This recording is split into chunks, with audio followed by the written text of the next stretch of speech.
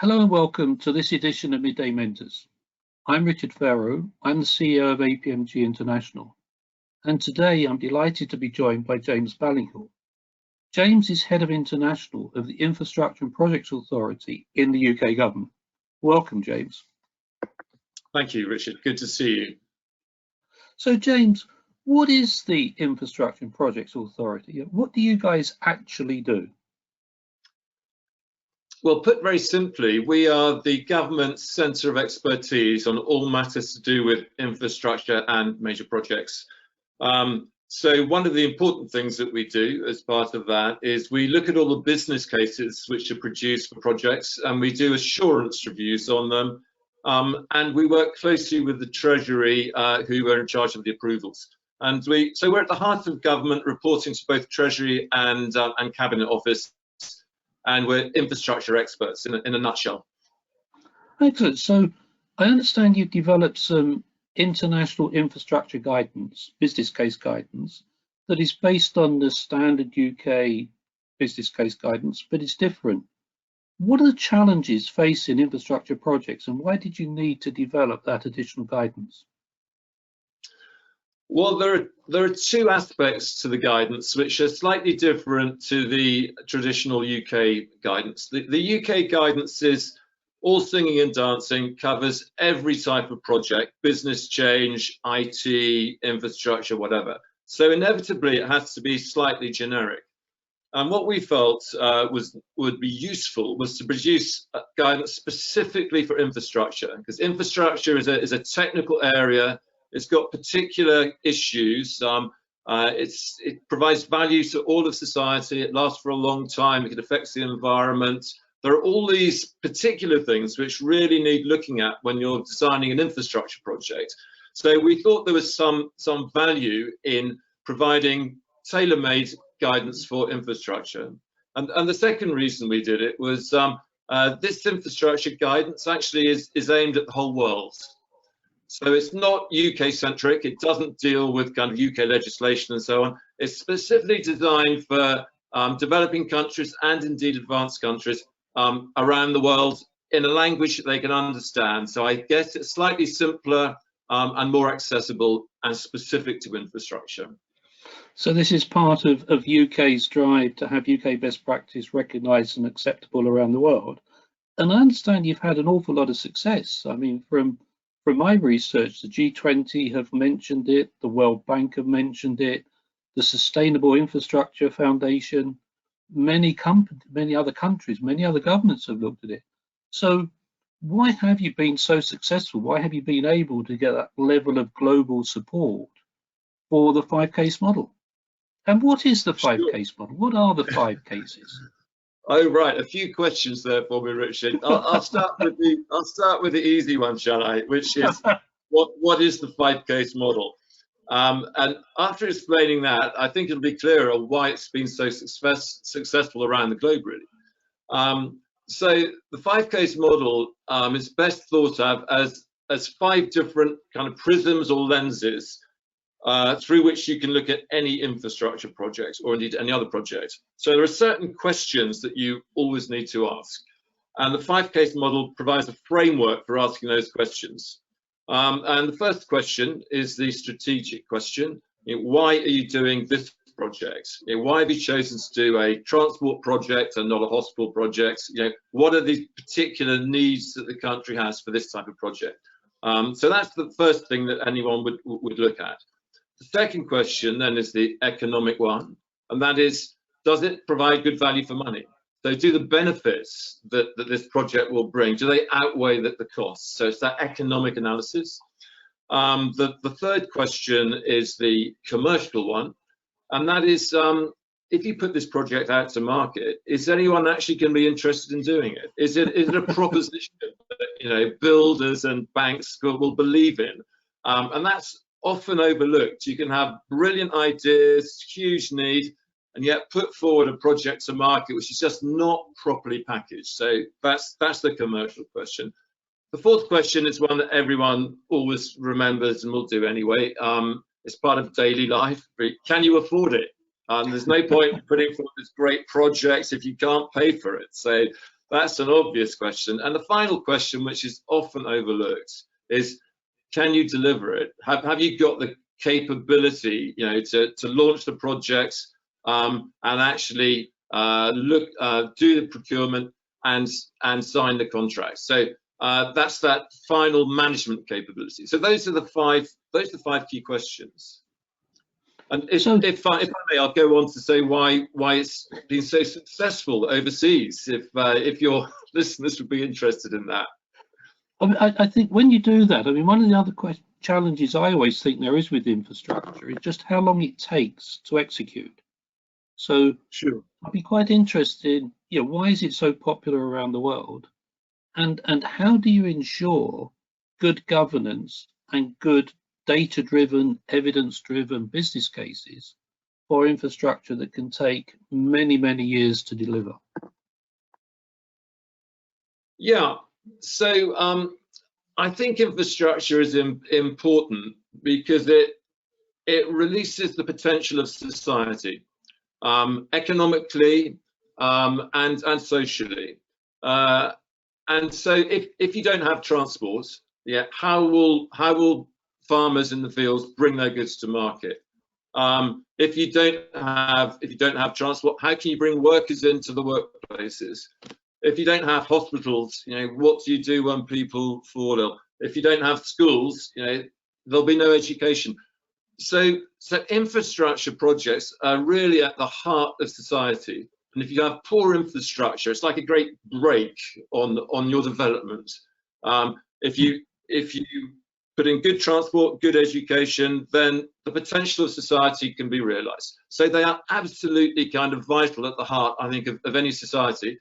And they last for a very long time. So that is the difficulty. It's not like selling a piece of equipment. You're building something that you want to last for 30, 50 years. And so when you're planning it, you have to look out on that 30, 50-year horizon, which makes it very much more complicated than just an ordinary sale and purchase. So that's why there's a need for this type of guidance. And Dee, can you build into a business case that long-term maintenance and maybe at the end of it, decommissioning? I think I read somewhere about the North Sea oil or North Sea will take about £56 billion worth of investment to decommission the old oil rigs. Can that be part of the initial business case? Sure, it needs to be. And, it's an area where, looking back, we probably could have done better. North Sea oil, certainly, and nuclear. Nuclear decommissioning costs are huge. And it's fair to say that those were not really provided for when they were being built. So we've improved the guidance now, really, and it's very much looking at a whole life approach. So there's no point just building something and not providing to maintain it or upgrade it over the 30 years. You'll just have a wasting asset. So we do try to look into the future, and it is difficult. I mean, that's why we're producing the guides. It is difficult to know, how much these things will cost over 30 years, what benefits they will bring over 30 years, what risks there are, such as decommissioning, and we're improving all the time.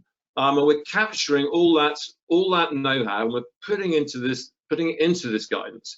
And it is hard, especially for some developing countries, and indeed for developed countries, to know how to price these things.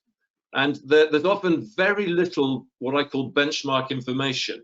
And so if I'm working with a government and they're wanting to build a piece of infrastructure, and they say, oh, well, we don't really have any comparable information, so let's just put it out to market and we'll see what happens, and we'll see what's bid.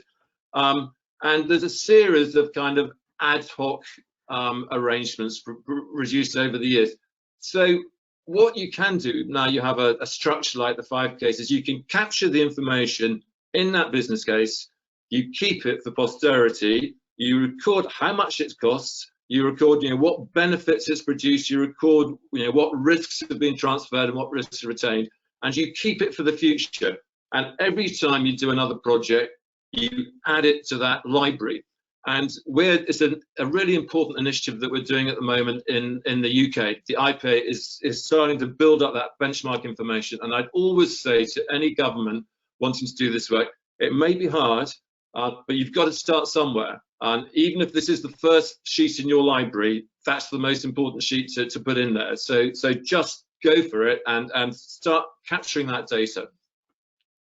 That's fascinating. So we're going to move away from those very optimistic project forecasts that we all believe we're going to do this project far better than we did the previous project, although we're not going to do anything different.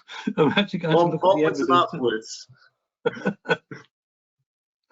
Oh, excellent. So in some ways, your timing couldn't have been better, because with the COVID-19 pandemic, you know, from what I read in the press, infrastructure is going to be front and center of the global drive towards economic development and to get everybody back to work.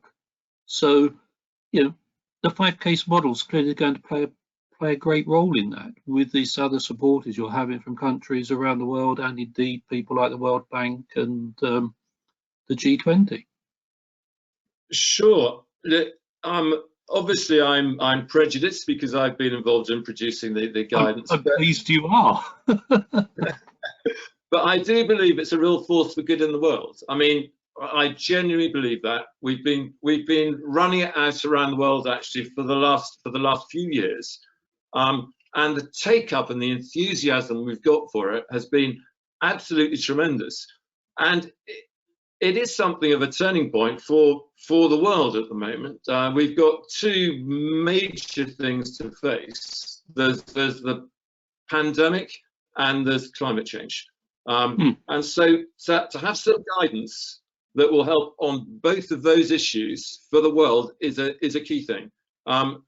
Governments around the world are going to be using infrastructure as a way to build back, build better, build greener, a fiscal stimulus to help bring us out of recession.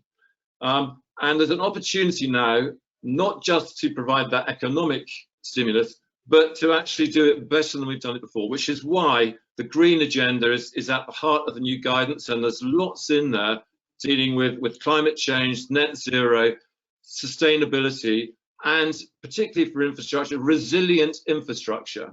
So it'll really help the green agenda. It'll help build out a pandemic, and it'll help society get back on its feet. So around the world, every government we speak to, you know, they are looking at infrastructure as a way to build back better, build back greener, and that's what we're doing here in the UK. James, you just used an interesting phrase, resilient infrastructure. That sounds more expensive than non-resilient infrastructure. Does it cost any more to build resilient infrastructure, or can you get the benefits just by doing things better? Sure, it's a really good question, and one which troubles governments the world over. So I would say that it's not that you can't afford to do it, you can't afford not to do it, is the way I look at it. So you can build infrastructure on the cheap, and it will last for 10 years and then fall down. That is really poor value for money, because you've then got to build it again. So what we do in the UK and in the guidance, we don't look so much just at cost, though cost is important. We look at value. Now, if you're building something that would be valuable for 30 years and will not emit carbon, it will be carbon neutral. Maybe it'll have solar panels, maybe it'll have other, you know, hydrogen-based fuels. It may cost a little bit more upfront, but you will save so much money over 30 years, it will pay for itself times over. And so the guidance helps you to make that sort of value judgment, you know, against cost and long-term value. And we always favour going for the project which is best value, not cheapest. And people know that. People know that kind of that balance, because they use it every day in their life. If they buy a carpet, they can buy a cheap carpet and then have to replace it in a few years, or they can buy something which is going to last for 30 years. And over the 30 years, it'll be better value for money. So we're just applying that simple human logic to infrastructure. Brilliant, excellent, excellent. So the purchasing decisions on the super highway is going to be the same as on a decent pair of shoes. Wonderful. It's common. It is common sense. And if I could just add, the reason why it's so successful is that the questions you ask on building a piece of infrastructure or buying a pair of shoes, the questions you ask are the same, whether you're buying your shoes in England or South America or Asia. It's the same questions, and it's the same with infrastructure. Wherever you are around the world, those 5 questions are the key ones to ask. Why am I doing it? What value am I getting? Is it viable? Can I afford it? Can I actually manage it? So the questions are the same the world over, but the answers are going to be slightly different. And so what the guidance gives you, it's a framework for thinking, and it sets out in very easy 42 steps, asking questions at each step, and you write the answer down, and at the end of the 42 steps, you've got a business case that makes sense, it's commercially viable, it's good value, and you can deliver. So what's not to like? So the answer to the Hitchhiker's Galaxy is not 42 steps, it's 42 leads to the 5 case model, and then the universe will be a better place. There are two answers. So first of all, it's the famous 5. If you're an Enid Blyton fan, you've got the 5. You've got the 5 pieces, and then you've got the 42 steps, which I think we might have nicked from a book somewhere. But there we go. Excellent, James. It's great fun talking to you. We could go on for ages, but I think we ought to wrap it up there. Many thanks for your time and your insights into the 5 case model, what's happening around the world on infrastructure, and good luck in continue to roll it out, because clearly there's a huge challenge facing all governments into the future. So very many thanks for spending the time and sharing your thoughts with us. Thank you very much. Goodbye, James. Thank you. Thanks a lot, Richard. Goodbye.